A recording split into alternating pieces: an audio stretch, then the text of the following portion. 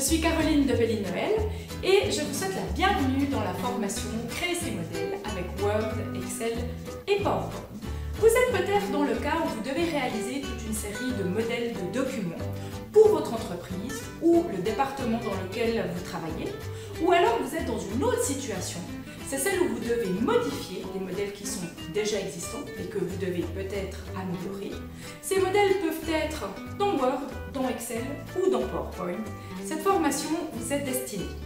Pour commencer, vous avez quelques étapes clés qu'il est très important de respecter si vous voulez gagner du temps dans la réalisation de vos modèles.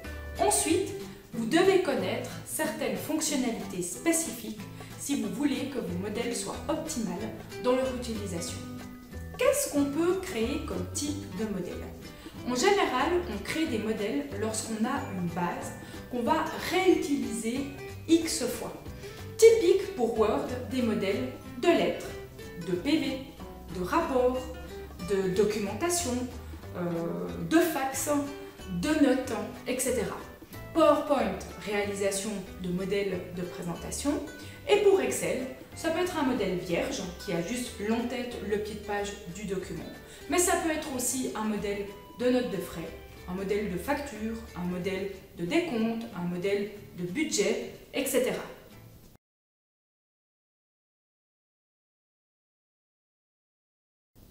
Notre formation va se dérouler en 2 étapes. La première étape commencera avant notre rencontre au CEP. Elle consiste à consulter des ressources que vous avez à disposition sur le site du CEP.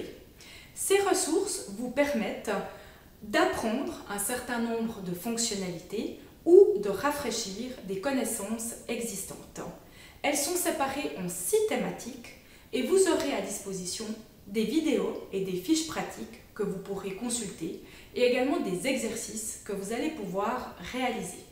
Les 6 thématiques traitées sont, pour commencer, comment je crée un modèle dans Word, Excel ou PowerPoint. Ensuite, comment j'insère un en-tête ou un pied de page dans chacun de ces programmes. En général, les en-têtes et les pieds de page sont essentiels au modèle. On continuera la 3e thématique avec l'utilisation des styles dans Word, qui sont également souvent utilisés dans un modèle Word. Puis on enchaînera avec le masque de diapositive PowerPoint, qui est quelque chose qui est essentiel dans la création d'un modèle PowerPoint. Ensuite, notre 5e thématique traitera des champs de saisie dans un document Word, si on veut se simplifier la vie au moment de la saisie. Et on terminera avec les étapes clés de la création d'un tableau dans Excel.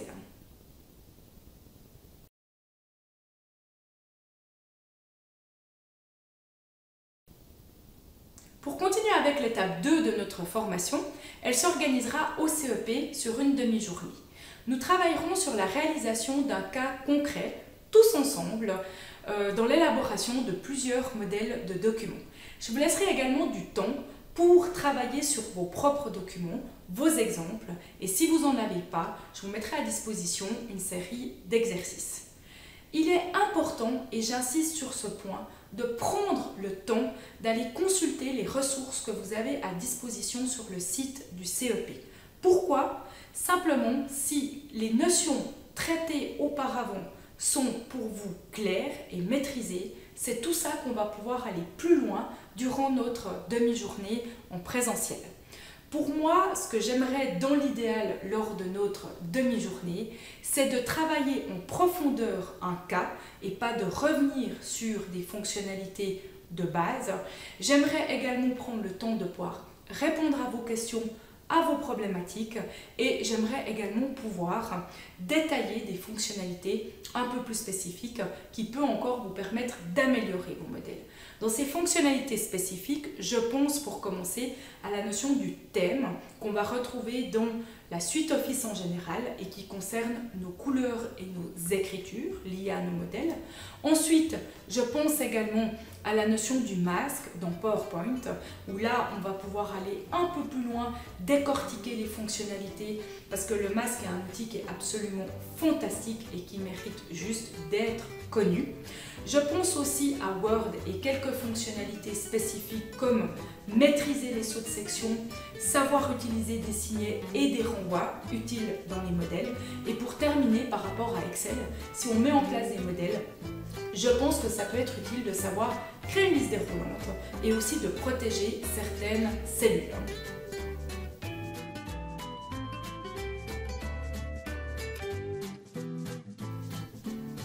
Alors, à vous de jouer pour commencer. Je me réjouis de vous rencontrer au CEP pour la réalisation de ce cas concret, mais également pouvoir vous aider dans vos modèles et en découvrir davantage. N'oubliez pas, prenez vos fichiers avec des exemples sur clé USB si vous en avez besoin durant cette formation.